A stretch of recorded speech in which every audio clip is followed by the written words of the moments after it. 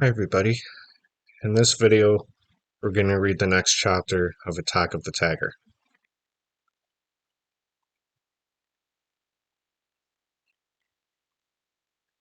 Chapter 10, Spraying Cyberspace. I sat in front of my computer with dumb baby images galore and some pretty good shots of Bubba, Carl, Manny, AJ, and Ryan giving high fives in Old Town.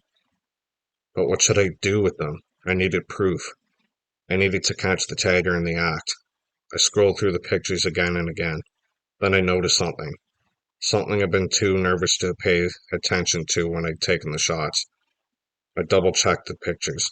Sure enough, one boy was in all the high five, low five shots. Four of the boys were giving high fives. Only one was taking. Ryan Voss. Then I remembered what Bubba had said to Max and Kevin in the bathroom. The dude is, like, invincible. Plus, from my map, I knew that Ryan's was the house nearest the toddler park. Evidence was mounting. I blinked at the picture of him on my computer screen. Could it be? And if it was, how much trouble did I want to get into trying to trap the principal's son? Nolan Bird was nervous, but Shredderman was mad. Who cared about trouble? We needed truth. We needed justice. Justice? All of a sudden, my brain had a dangerous thought, and Shredderman loved it. Oh yeah, that'd be justice all right. Poetic justice. But I had to set it up just right. I had to time it just right. And if I messed up, or if I was wrong, boy, I'd be in big trouble. Colossal trouble. No time to think about that. Time to put the plan into motion. Step 1. Make the tiger mad.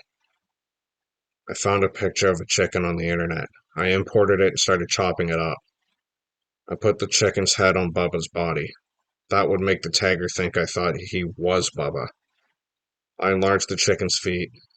I pasted them where Bubba's shoes used to be. Now I had Bubba's body with the chicken's head and big old chicken feet. It still needed something. I enlarged the chicken's tail and pasted it onto Bubba's butt. Haha, it looked bigger than ever, and fluffy yellow. Then I took a purple talkie bubble from one of the graffiti's pictures and pasted it next to the Bubba chicken's beak. And under the duh, I added, I'm the tiger. I sat back and checked it over. Looking good. On my home page, I built a link to the chicken page that said, Attention, Tiger. I know who you are, and I will prove it. Click here for a clue. I made another link called Tiger Damage that went to the page of graffiti pictures. It wasn't fancy or even that much, just a grid of pictures with labels, but at least it was a start. I activated the updates. It was time to spread the word. Anybody that's ever written to Shredderman at Shredderman.com is in my Shredderman address book. By now I've got hundreds of email addresses saved up. And one golden one, Bixby at Bignet.com. I get nasty emails from Bubba almost every morning. He hates that his butt is on the World Wide Web. And I think he checks my site first thing every day. But now this was good, because even if the tagger didn't see the site on his own, Bubba would tell him about it. So I clicked on Compose and made a new email that said Tagger Alert in the subject line and typed, You've seen his handiwork. On the green machine, on the hollowed walls of Old Town Square, on our historic Cedar Creek Bridge, even in the tube slides of a toddler park. The tagger is hateful and harmful. Let's not mince words here. Dumb. Do you want to see what this villain looks like? Do you want to know him for what he is? Then go to Shredderman.com and click on the Attention Tagger link. Younger viewers beware. It is not a pretty sight. Parental approval advised. I laughed. That was sure to get kids clicking like crazy. Next, I went to my address book, selected all the addresses, and sent them over to the BCC box so everyone would get a copy, but no one would know who else was getting copies. I reread my letter. I spell checked it. Then I set the priority to high so there'd be a bright red exclamation point when it arrived. I looked everything over again, held my breath, and clicked send.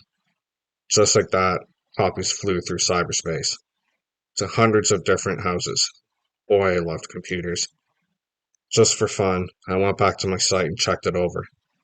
Then I noticed a little clock in the bottom right corner of my monitor. 3:45 a.m.? How did how did that happen? I saved, shut down, and hopped into bed. And the next morning, I staggered to school in less than 3 hours sleep. No power walking for me. But the minute I was on campus, boing, I woke right up. The police were there. The Channel 12 news crew was there. And from the graffiti on the wall, I knew the tagger had already been to Shredderman.com.